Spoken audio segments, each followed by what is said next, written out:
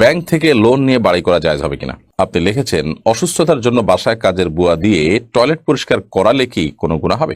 ইদানিং বিবাহ বিচ্ছেদকে উদযাপনের রেওয়াজ শুরু হয়েছে। কেউ কেউ বিবাহ বিচ্ছেদ উপলক্ষে বন্ধু বান্ধবদের দাওয়াত করে কেক কাটে। শুরুতে দৃষ্টিতে বিষয়টা কেমন? মায়ের দ্বিতীয় সংসারে আত্মীয়রা কি নিকটাত্মীয়? সঠিক সময়ে ফজরের সালাত আদায় করতে পারি না, এটা কাজা পড়লে হবে?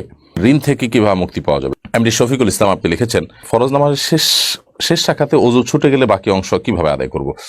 ফরজ নামাজ যদি শেষ শাখাতে ওযু ছুটে যায়, তো ওযু ছুটে গেলে ওই অবস্থায় আপনি চলে যাবেন ওযু করার জন্য। ওযু করে এরপরে আপনি এসে নামাজের যেটুকু বাকি ছিল সেটুকু আদায় করবেন। হতে পারে শেষ শাখাতের রুকুতে ওযু চলে গেছে, তো এসে রুকু থেকে আবার শুরু করবেন, করে বাকিটুকু শেষ করবেন। যদি আপনি ওযু করে আসার পথে কারোর সাথে কথা না বলেন, অন্য কোনো কাজ না করেন, জাস্ট ওযু করেছেন, করে চলে আসছেন, তাহলে সেক্ষেত্রে আপনি আগের যে সালাত ছিল সেটাকেই কন্টিনিউ করতে পারেন। আর যদি আপনি কথাবার্তা বলে থাকেন, অন্য কাজ করে থাকেন, তাহলে তো আর এটাকে কন্টিনিউ আপনি করতে পারবেন না। আর যদি কথাবার্তা না বলে থাকেন, ওযু করে চলে আসছেন আপনি জাস্ট, তাহলে সেক্ষেত্রে এখন আবার শুরু থেকে আপনার নামাজ পড়তে হবে, ব্যাপারটা কিন্তু সেরকমও নয়। এরপর প্রশ্ন করেছেন আসমা সাহা, আপনি লিখেছেন, অসুস্থতার জন্য বাসায় কাজের বুয়া দিয়ে টয়লেট পরিষ্কার করালে কি কোনো গুনাহ হবে?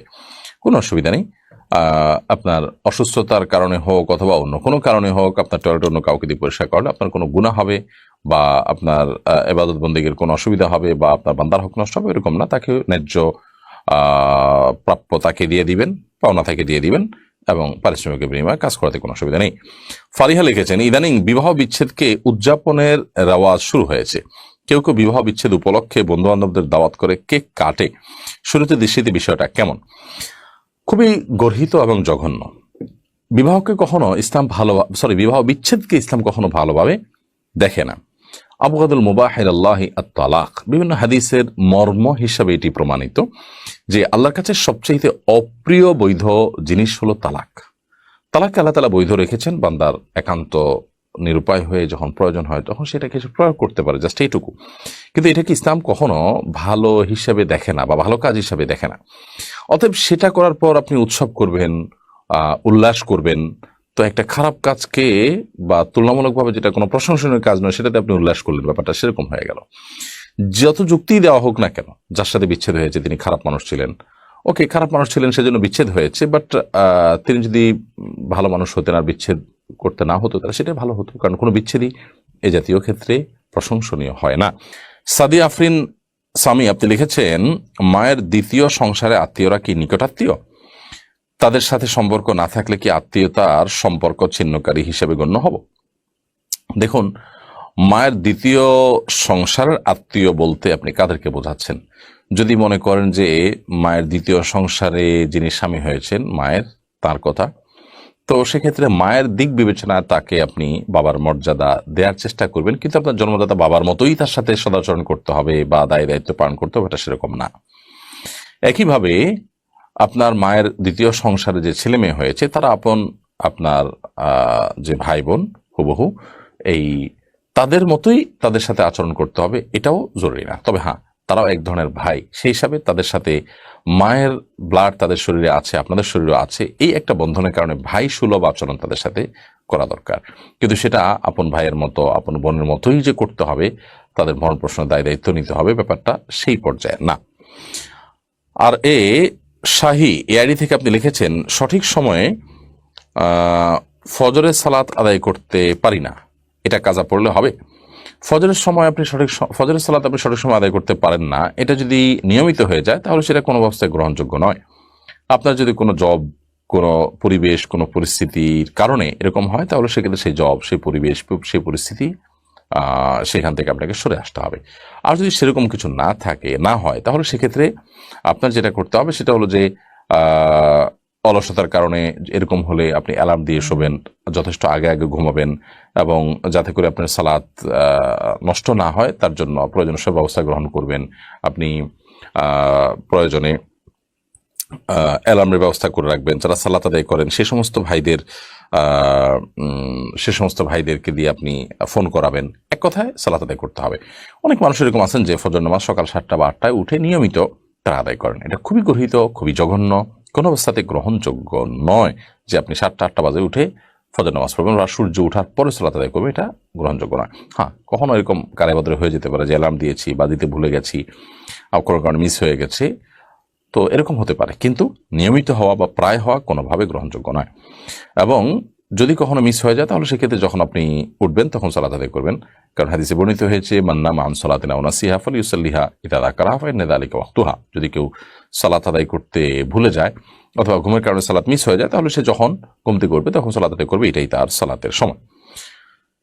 HM রাজব আলী এআইডি থেকে আপনি লিখেছেন, ঋণ থেকে কিভাবে মুক্তি পাওয়া যাবে? ঋণ থেকে মুক্তি পাওয়ার জন্য প্রথমত সিরিয়াসনেস থাকা উচিত। আমাদের অনেকেই আছি আমরা যাদের সবকিছু সেল করলে, বিক্রি করলে, ছেড়ে দিলে আমাদের ঋণ আদায় করার পথ সুগম হতে পারে, কিন্তু আমরা মনে করি যে স্থাবর সম্পত্তি, আমাদের জমি জমা, এগুলো বিক্রি করে আমরা ঋণ দেবো না। আমি ব্যবসা করতে গিয়ে ঋণ হয়েছি, তাহলে আবার ব্যবসা করেই ঋণ দেবো। এই চিন্তাগুলো ভুল।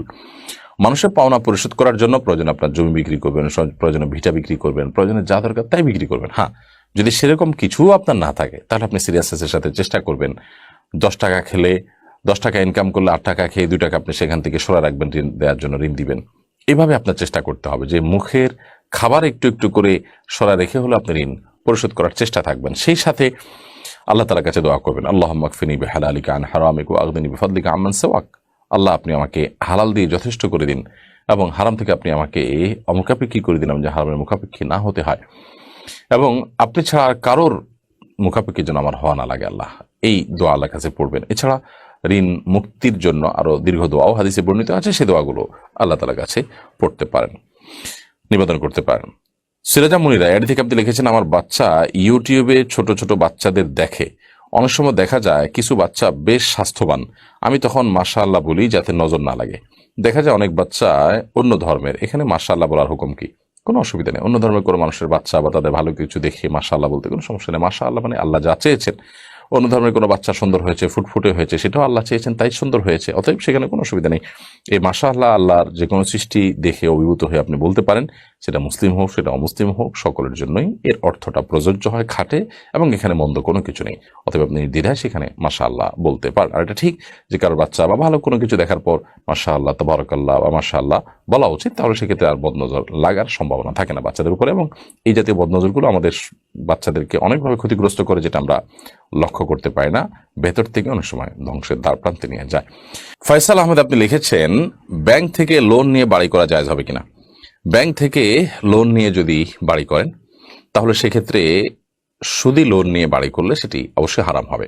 মানুষ বেঁচে থাকার জন্য মাথা গোজাবার একটা ঠাঁই থাকার দরকার আছে, কিন্তু হারাম উপার্জন করে কিংবা সুদভিত্তিক লোন নিয়ে বাড়ি করার কোনো প্রয়োজন নেই। একজন ইমানদার সুদকে সর্বতভাবে বর্জন করার চেষ্টা করবেন, সেটি যদি না করেন তাহলে তিনি গুনাহগার হবেন। অতএব শুধু লোন নিয়ে বাড়ি করা জায়েজ নয়। আপনি যদি শরিয়া ভিত্তিক লোন নিতে পারেন তাহলে তার পদ্ধতিটা এমন হতে পারে যে যিনি আপনাকে লোন দিয়েছেন তিনি আল্লাহর জন্য দিয়েছেন, সাধারণত ব্যক্তি পর্যায়ে এটা হতে পারে, অথবা যিনি লোন দিয়েছেন বা যে প্রতিষ্ঠান লোন দিয়েছে তারা আপনাকে বাণিজ্যিকভাবে লাভবান হওয়ার জন্য লোন দিয়েছেন, তাহলে সেক্ষেত্রে তারা আপনাকে আপনার নির্মাণ সামগ্রী কিনে দিবেন, কিনে আপনার কাছে হস্তান্তর করবেন, এবং সেক্ষেত্রে তারা অতিরিক্ত দাম ধরবেন, কিনে অতিরিক্ত দাম ধরে আপনার কাছে সেল করবেন এবং সেটা আপনি কিস্তিতে পরিশোধ করবেন। এভাবে জায়েজ হতে পারে, বাট নর্মালি এই প্র্যাকটিসটা ইসলামী ব্যাংকগুলো পর্যন্ত সঠিকভাবে করে না। যদি সঠিকভাবে করতে চায় বা করে, তাহলে ইনশাআল্লাহ সেভাবে আপনি লোন নিয়ে বাড়ি করতে পারেন।